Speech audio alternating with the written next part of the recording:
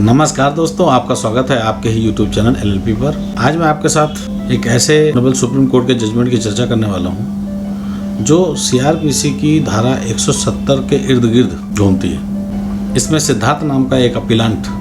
जो माननीय उच्चतम न्यायालय के सामने खड़ा होता है और ये कहता है कि उसके खिलाफ अरेस्ट मेमो जारी कर दिया गया था। इसी संबंध में आपराधिक जो अपील है वो सुनी जा रही थी और उसमें केवल एक शॉर्ट क्वेश्चन इन्वॉल्व था। वो ये था कि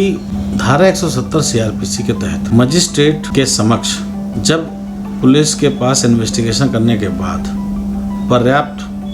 आधार, पर्याप्त सबूत मिल जाए तो ऐसे में अपनी रिपोर्ट यानी कि चार्जशीट या फिर फाइनल रिपोर्ट इसको लगाने के लिए धारा ये उपबंध करती है कि न्यायालय के समक्ष उस व्यक्ति को जो आरोपी है उसको पेश करके कार्रवाई को आगे बढ़ाया जाए।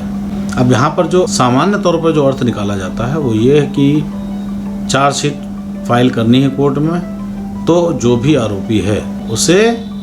अरेस्ट करके कोर्ट के सामने पेश करना है। अब इसी पहलू पर माननीय उच्चतम न्यायालय को विचार करना था और माननीय उच्चतम न्यायालय ने जब इसको सुना तो सुनने के बाद सबसे पहले तो कुछ जजमेंट्स का रेफरेंस लिया और उन जजमेंट्स में ये कहा गया है कि ये कतई ज़रूरी नहीं है गिरफ्तारी सिर्फ इसलिए की जाए क्योंकि वो कानूनन जायज़ है। उसकी क्या ज़रूरत है इस बात को बिना ध्यान दिए ये गलत है। सबसे पहले तो ये कि जो व्यक्ति हीनियस क्राइम में आरोपी हो या किसी मसले को इन्फ्लुएंस कर सकता हो यानी कि जो गवाह हैं उस मसले के उनको इन्फ्लुएंस कर सकता हो, उन्हें प्रभाव में ले सकता हो या फिर वो भागने की फिराक में हो, तो ऐसे व्यक्ति के लिए तो बिल्कुल परफेक्ट चीज़ है। ऐसे व्यक्ति को तो अरेस्ट करके आपको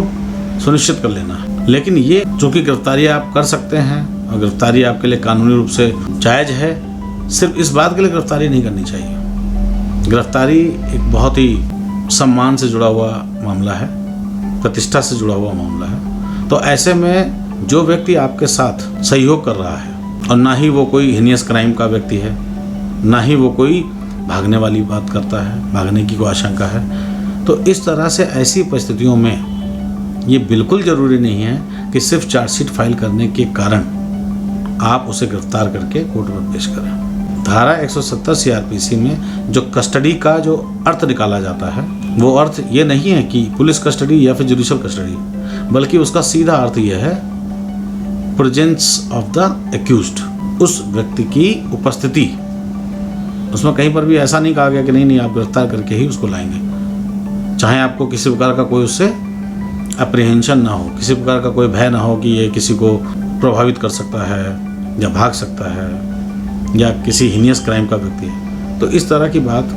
तो इसमें दिल्ली हाई कोर्ट ने भी इसमें CBI के अगेंस्ट में एक मैटर था, उसमें ये बात कही थी कि ऐसा बिल्कुल नहीं माना जा सकता कि गिरफ्तारी करे बगैर आप चार्जशीट फाइल कर नहीं सकते हैं और आगे कार्रवाई नहीं कर सकता, क्योंकि अगर इस तरह से गिरफ्तार करने का एक रूटीन बन जाएगा, एक नियम बन जाएगा, तो ऐसे में तो बहुत ज़्यादा एक अपूर्णीय क्षति व्यक्ति को पहुंचेगी, क्योंकि वो अभी आरोपी हैं, दोषी नहीं है। आरोपी और दोषी में फ़र्क तो है ही। तो ऐसे में यह आवश्यक हो जाता है कि निचली अदालत इस बात का ध्यान रखें कि चार्जशीट जब फाइल की जा रही है तो ऐसा नहीं है कि नॉन अवेलेबल वारंट इशू करा जाए, उसको पहले लाया जाए, उसके बाद ही ऐसा किया जा सकता है। हाँ, कुछ कंडीशंस में ऐसा किया जा सकता है और रूटीन में करना भी चाहिए, लेकिन सामान्य परिस्थितियों में बिल्कुल भी नहीं ऐसा करना चाहिए। तो ये नई व्यवस्था जो है Siddharth versus state of UP वाले केस में क्रिमिनल अपील 838 जो 2021 में ही फाइल की गई थी और इसमें यही एक इन्वॉल्व था पॉइंट, इसी पॉइंट को कोर्ट ने तय कर दिया है। और अब आने वाले समय में ये जो दिक्कतें हैं कि चार्जशीट फाइल करनी है तो उसको प्रेजेंट करने के नाम पर गिरफ्तार किया जाता है, ऐसा देखने को नहीं मिलेगा जब तक कि परिस्थितियां वैसी ना हो जैसी बताई गई हैं। तो आशा करता हूं आपको ये वीडियो अच्छा लगा होगा और ज्ञानवर्धक लगा होगा, और यदि आपको ऐसा लगता है तो निश्चित तौर पे हमारे इस प्रयास में आप अपना सहयोग करें और इस वीडियो को अधिक से अधिक लोगों तक पहुँचाएँ ताकि उन लोगों की भी जानकारी बढ़े, और इसे लाइक करें। तो अभी तक के लिए इतना ही, फिर मिलते हैं एक नए वीडियो के साथ, तब तक के लिए धन्यवाद।